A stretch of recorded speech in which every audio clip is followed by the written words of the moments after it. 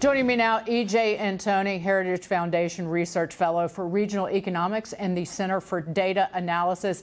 EJ, first, before we move on to your piece in the New York Post, what do you make of President Biden? I mean, the optics of that, like, just if you're going to talk about this economy, put the cone down. But a comment that it's hot as hell or strong as hell.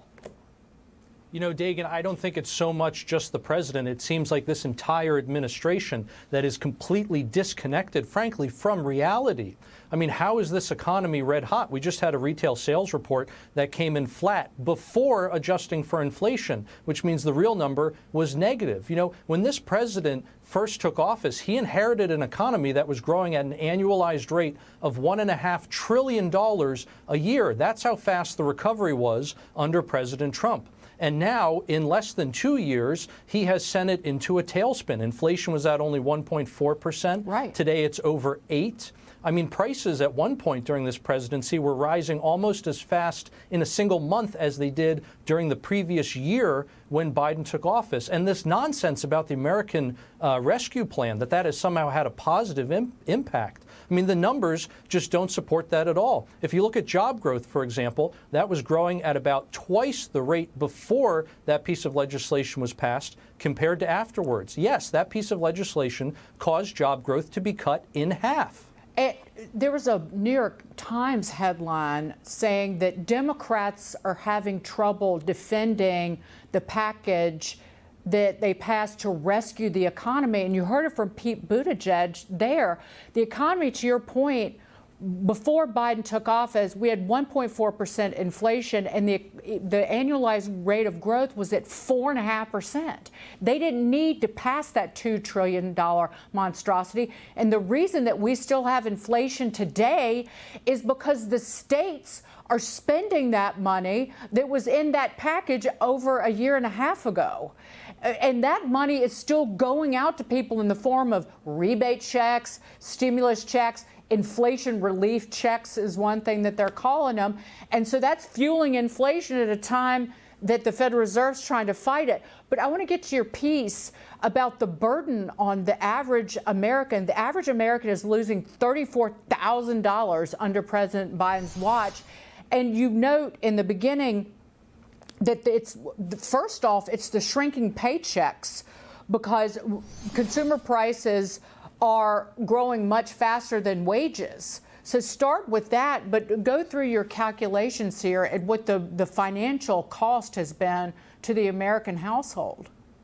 Sure. I mean, it's such a sad topic, but it's something important. We need to discuss it because this is where the rubber meets the road, and this is where we see the real effects of bad economic policy.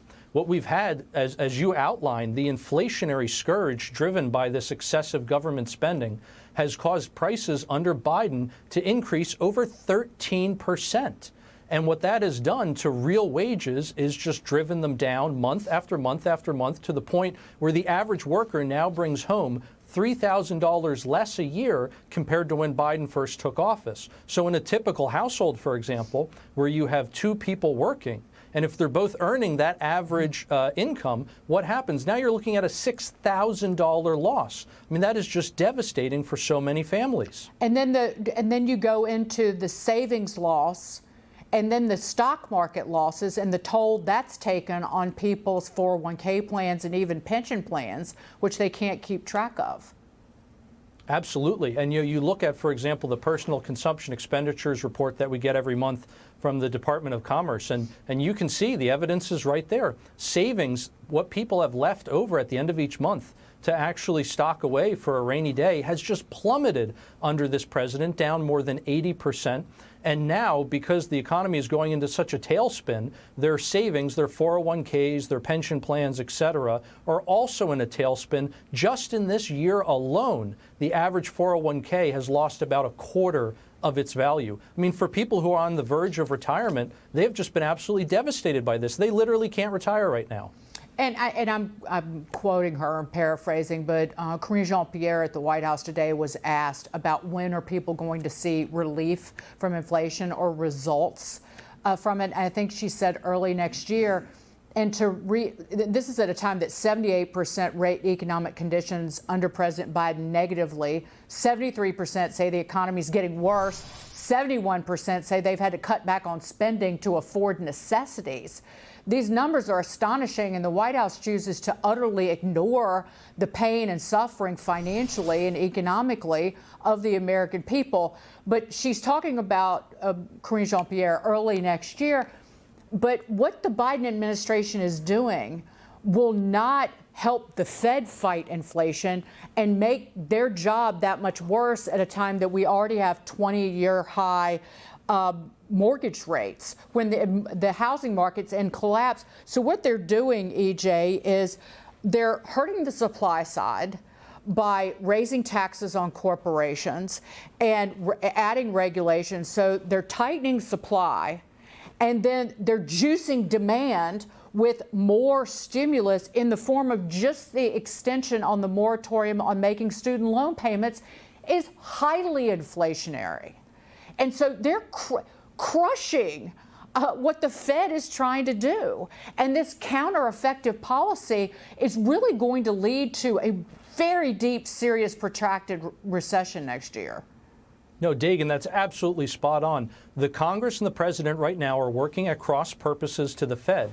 And the more money they spend, the more the Federal Reserve needs to slam the brakes in order to get inflation under control. That means the interest rate increases are going to come harder and heavier than they would if the federal government would basically just get its act together and stop spending so much money. And as the Fed slams on the brakes harder and harder, more people are going to go through the windshield in this economy. I mean, again, this is just absolutely devastating to American families. And frankly, it's insulting when the president gets up there and says that the economy is red hot. It's as if he has no idea, and it's as if he doesn't look at any of the economic data that is coming in day after day after day. The economy is melting down faster than his ice cream. Right. But as long as he's got his sweet treat, I guess he feels good, and everybody else has to suffer. EJ Antoni, good to see you. Thank you so much for being here. Dagan, good to see you too.